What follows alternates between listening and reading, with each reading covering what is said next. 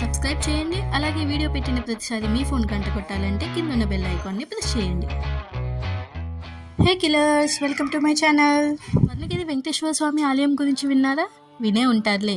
హైదరాబాద్లో అండ్ ఇంటర్నెట్లో latest sensation అయిపోయింది ఈ గుడి. మేము ఈరోజు అక్కడికే వచ్చేసాం. సరే, టెంపుల్ గురించి ఇంకా చాలా విషయాలు తెలుసుకునే ముందు వీడియోలోకి వెళ్ళిపోదాం. ఈ టెంపుల్ని యాదాద్రి తిరుమల దేవస్థానం అని కూడా అంటారు. ఎందుకంటే ఈ టెంపుల్ని ఆల్మోస్ట్ మన తిరుపతిలోని టెంపుల్ లాగా డిజైన్ చేశారు. మేము కార్లో వెళ్ళాము అండ్ కార్ పార్కింగ్ ఫెసిలిటీ కూడా ఉంది. పార్కింగ్కి 50 రూపీస్ ఛార్జ్ చేస్తున్నారు.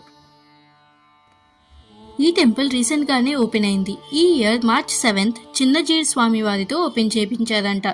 ఈ టెంపుల్ యాదగిరి గుట్ట నుండి 20 కిలోమీటర్ల దూరంలో ఉంది. ఎంట్రన్స్లోనే స్వామివారి పాదాలు దర్శించుకోవచ్చు. ఈ గుడికి వీక్ డేస్లో సుమారుగా 80,000 మంది, అలాగే వీకెండ్స్లో అయితే 1,00,000 మంది దాకా వస్తున్నారంట. పాదాలు దర్శనం అయ్యాక గుడికి వెళ్ళటానికి 108 మెట్లు ఎక్కాల్సి ఉంటుంది.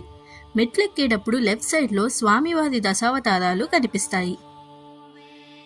ఇందాక చెప్పినట్టు యాదగిరిగుట్ట ఇక్కడ నుండి 20 కిలోమీటర్లే కాబట్టి మీరు 1 డే ట్రిప్ ప్లాన్ చేసుకుంటే Yadagirigutta, Bhuvanagiri fort and Swarnagiri temple 3 cover చేయొచ్చు.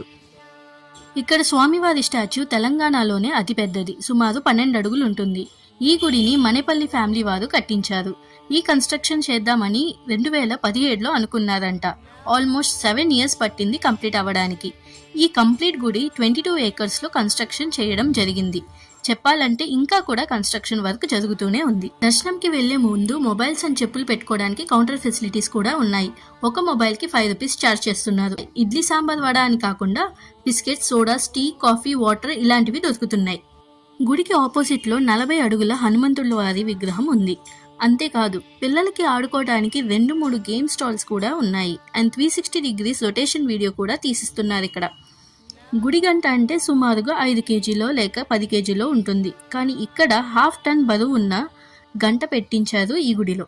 ఈ గుడిలో వెంకటేశ్వర స్వామి వారితో పాటుగా శ్రీ జలనారాయణ స్వామి సన్నిధి, శ్రీవారి పాదపీఠము, శ్రీ లక్ష్మీ నరసింహస్వామి మండపము, భూవరాహ మండపము, కార్యసిద్ధి హనుమన్ సన్నిధి కూడా ఉన్నాయి. విజిట్ చేయడం మర్చిపోవద్దు.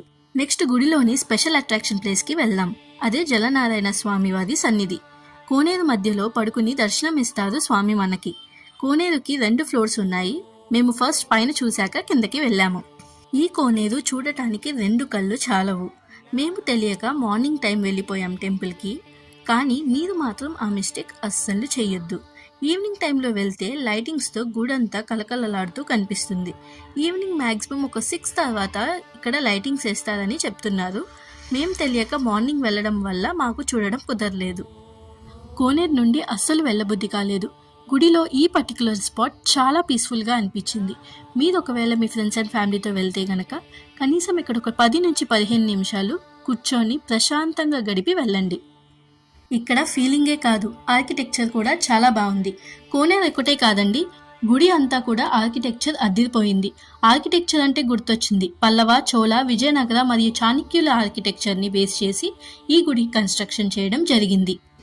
స్టాచ్యూ ఆఫ్ ఈక్వాలిటీ యొక్క చీఫ్ ఆర్కిటెక్ట్ అయిన డిఎన్వి ప్రసాద్ స్థపతి గారు సూపర్వైజ్ చేశారంట ఈ ఆర్కిటెక్చర్ డెవలప్మెంట్లో.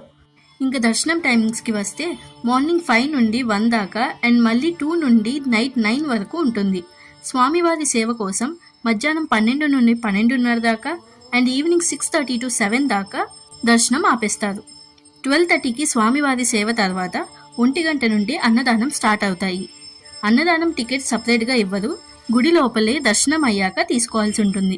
ఇందాక కన్స్ట్రక్షన్లో ఉందని చెప్పాను కదా, అదేంటో కాదు, ఫ్యూచర్లో భక్తులు స్టే చేయడం కోసం రూమ్స్ కూడా కట్టిస్తున్నారంట ఇక్కడ.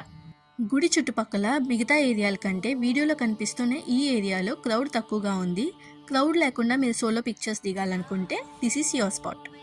మేము దిగిన కొన్ని పిక్చర్స్ వీడియో ఎండింగ్లో పెట్టాను, చెక్ చేయండి. మాకైతే ఈ ట్రిప్ చాలా బాగా నచ్చింది. మీరు కూడా విజిట్ చేసి మీకు ఎలా అనిపించిందో తప్పకుండా కమెంట్ చేయండి. ముందు చెప్పినట్టుగా లైటింగ్స్ అస్సలు మిస్ అవ్వద్దు. మేము లైటింగ్స్ కోసమైనా మళ్ళీ వద్దామని అనుకున్నాము. మళ్ళీ నెక్స్ట్ వీడియోలో కలుద్దాం. అప్పటి వరకు సెలవు. బాయ్.